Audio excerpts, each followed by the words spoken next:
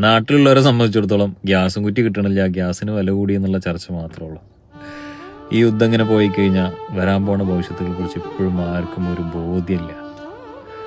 ഈ ജോബ് വേക്കൻസിയുമായിട്ട് സോഷ്യലായിട്ട് നമ്മൾ വർക്ക് ചെയ്യുന്നതുകൊണ്ട് തന്നെ എനിക്ക് ഇപ്പോൾ വരുന്ന മെസ്സേജുകളിൽ ഏറ്റവും കൂടുതൽ ജോലി പോയവരുടെ, സാലറി പകുതിയാക്കിയവരുടെ, നല്ലൊരു ജോലിയിലിരിക്കെ അതിലും നല്ലൊരു ജോലി കാണുമ്പോൾ അതിലേക്ക് മാറാൻ നോക്കിയിട്ട് അതുമില്ല ഇതുമില്ലാത്ത അവസ്ഥയിൽ പെട്ട കുറേ പേര്. നമ്മളൊക്കെ ചെറുപ്പം മുതലേ കേൾക്കുന്നതാണ് പ്രവാസികൾ പണം കായ്ക്കുന്ന മരമാണ്. ആ പണം കായ്ക്കുന്ന മരത്തിൻ്റെ അടിവേരാണ് പിളകിക്കൊണ്ടിരിക്കുന്നത്. അതാർക്കും ഒരു ബോധ്യം വന്നിട്ടില്ല.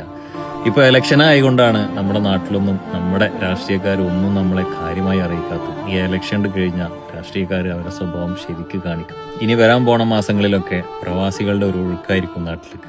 ഞാൻ ആരെയും പേടിപ്പിക്കാൻ വേണ്ടി സംസാരിക്കുന്നതല്ല. നമ്മൾ ഏത് പ്രതിസന്ധിയും നേരിട്ടവരാണ് നമ്മളെല്ലാവരും. ഇനി വരാൻ പോകുന്ന നമ്മുടെ ഈ പ്രതിസന്ധി മുൻകരുതലോടുകൂടി നേരിടാൻ വേണ്ടിയുള്ള ഒരു ഓർമ്മപ്പെടുത്തൽ മാത്രമാണ് എൻ്റെ ഈ വോയിസ്.